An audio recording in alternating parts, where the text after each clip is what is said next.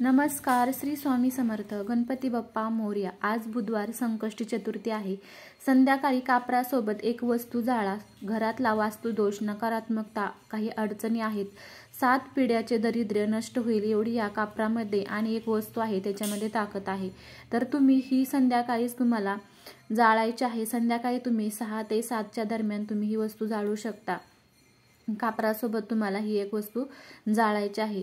तर हा उपाय आपला आज संध्याकाळीच म्हणजे चतुर्थीच्या दिवशीच करायचा आहे. तुम्ही प्रत्येक चतुर्थीला हा उपाय केला तरीही चालणार आहे. तुमच्या घरामध्ये एकदम शुद्ध वातावरण राहील आणि कसलाही दोष, नकारात्मक राहणार नाही. त्याच्यामुळे हा उपाय आज आपल्याला करायचा आहे. त्या अगोदर चॅनलवरती नवीन असाल प्लीज चॅनलला सबस्क्राईब करा, बेल आयकॉन प्रेस करा, जेणेकरून जी मी कोणताही व्हिडिओ अपलोड करेन ते तुमच्यापर्यंत सर्वात अगोदर पोहोचेल आणि एकही व्हिडिओ तुम्ही मिस करणार नाही.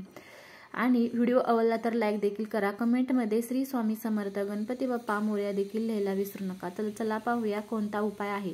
तर तुम्हाला सकाळी म्हणजेच संकष्टी चतुर्थीच्या दिवशी तुम्हाला विधिवत पूजा करायची आहे. अभिषेक करायचा आहे. मूर्ती असेल तर पंचामृताने आणि फोटो असेल तर स्वच्छ पुसून फोटोला अष्टगंध वगैरे लावायचा आहे. फुल हार व्हायचा आहे. लाल फुल भेटलं तर तुम्ही नक्की व्हा. परत 21 दुर्वाची जुडी तुम्हाला व्हायची आहे. गुळ खोबऱ्याचा नैवेद्य ठेवायचा आहे. तुम्हाला जमल तितकी सेवा करायची आहे. म्हणजेच गणपती अथर्व स्तोत्र तुम्ही म्हणायचं आहे. गणपती अथर्व शिष्य म्हणायचं आहे. काही स्तोत्र आहेत ते बोलायचे आहेत. मंत्र जप करायचा आहे. म्हणजेच ओम गणपते नमः किंवा वक्रतुंड महाकार्य सूर्यकोटी समप्रभ निर्विघ्नं कुर्मे देव सर्व कार्येषु सर्वदा. हे पण तुम्ही साधा सोपा तुम्ही मंत्र बोलू शकता किंवा सेवा करू शकता. त्याच्यानंतर तुम्हाला संध्याकाळी हा उपाय करायचा आहे. संध्याकाळी तुम्हाला ज्यावेळेस तुम्ही आरती करणार त्याच्या अगोदर तुम्ही हा उपाय केला तरीही चालणार आहे. तर तुम्हाला एक मातीचं भांडं घ्यायचं आहे. म्हणजे आपण ज्याच्यामध्ये प्रत्येक वेळेस आरती करतो किंवा कापूर जाळतो ते भांडं तुम्हाला घ्यायचं आहे. त्याच्यामध्ये तुम्हाला 5 भीमसेनी कापराच्या वड्या घ्यायच्या आहेत. तुम्ही कोणताही कापूर घेतला तरी चालेल, पण भीमसेनी कापूर हा सर्वात प्रभावी कापूर आहे. त्यानं सगळी नकारात्मकता शोषली जाते. त्याच्यामुळे तुम्ही भीमसेनी कापूर तुम्हाला कोणत्याही देवाच्या स्टोअरमध्ये भेटला तर तुम्ही नक्की घेऊन या आणि त्याच्यात तुम्हाला 5 वड्या घ्यायच्या आहेत. त्याच्यानंतर तुम्हाला एक खोबऱ्याची वाटी घ्यायची आहे. खोबऱ्याची वाटी अख्खी तुम्ही घेऊ शकता. जर नसेल तुमच्याकडे तर तुम्ही तुकडा एक खोबऱ्याचा घेऊ शकता. कापराच्या 5 वड्या, एक खोबऱ्याचा तुकडा आणि तुम्हाला 2 शाबूत लवंगा घ्यायच्या आहेत. म्हणजे तुटलेली नसावी किंवा कुठंही छिद्र पडलेलं नसावं, त्याला फुल असावं अशी तुम्हाला 2 लवंगा घ्यायच्या आहेत. त्याच्यानंतर तुम्हाला हे घेऊन तुम्ही देवासमोर बसायचं आहे. म्हणजे बाप्पाच्या समोर बसायचं आहे. तिथं आपल्या देवघरासमोर बसायचं आहे. धूप, दीप, अगरबत्ती, तुम्हाला शुद्ध गाईच्या तुपाचा दिवा लावायचा आहे. जर गाईचं तूप नसेल तर तुम्ही मोहरीचं, तिळाचं तेलाचा दिवा लावू शकता. त्याच्यानंतर या दिवशी तुम्हाला तुळशीला देखील दिवा प्रज्वलित करायचा आहे. शुद्ध गाईच्या तुपाचा केला तरीही चालेल. त्याच्यानंतरच हा उपाय करायचा आहे. जे काही आपण सेवा करत असतो, काही उपाय करत असतो तर त्याला अग्निसाक्षी असते असं म्हणतात. त्याच्यामुळे दिवा लावूनच हा उपाय करायचा आहे. त्याच्यानंतर तुम्हाला भीमसेनी कापराच्या 5 वड्या जे घेतलेल्या आहेत ते तुम्ही एका हातात घ्यायच्या आहेत आणि एक वडी तुम्हाला पेटलेली एक वडी तुम्ही त्या भांड जे आहे खोबरं आणि लवंग त्याच्यावरती तुम्हाला टाकायचे आहे. आणि ते टाकत असताना तुम्हाला एक मंत्र बोलायचा आहे. विघ्नेश्वराय नमः, ओम विघ्नेश्वराय नमः असा मंत्र तुम्ही म्हणला देखील तरी चालेल.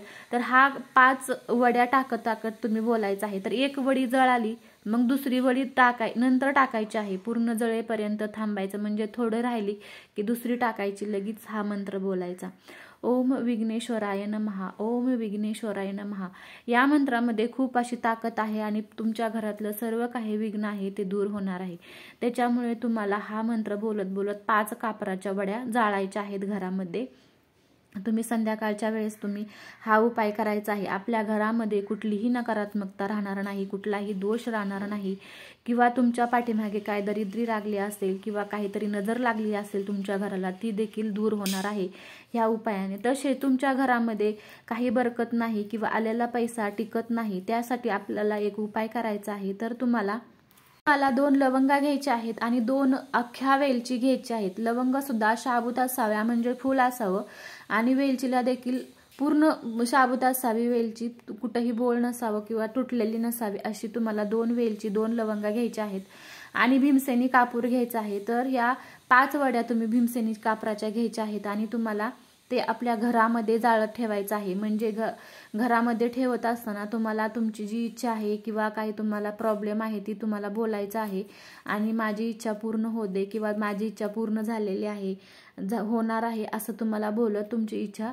तिथं सांगायची आहे आणि ही जाळं ठेवायचं आहे।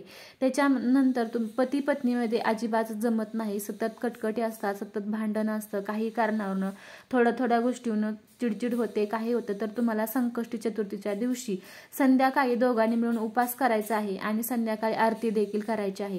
तर आपण आरती करतो त्यावेळेस फक्त कापराने आरती करतो, पण तुम्हाला संध्याकाळी दोघांनी मिळून आरती धरायची आहे आणि धरताना म्हणजेच जी आरतीचं तुम्ही आरती ज्याच्यात करता त्याला हात लावून दोघांनी मिळून आरती करत असताना भीमसेनी कापरासोबत तुम्हाला 2 शाबूत लवंगा जाळायच्या आहेत।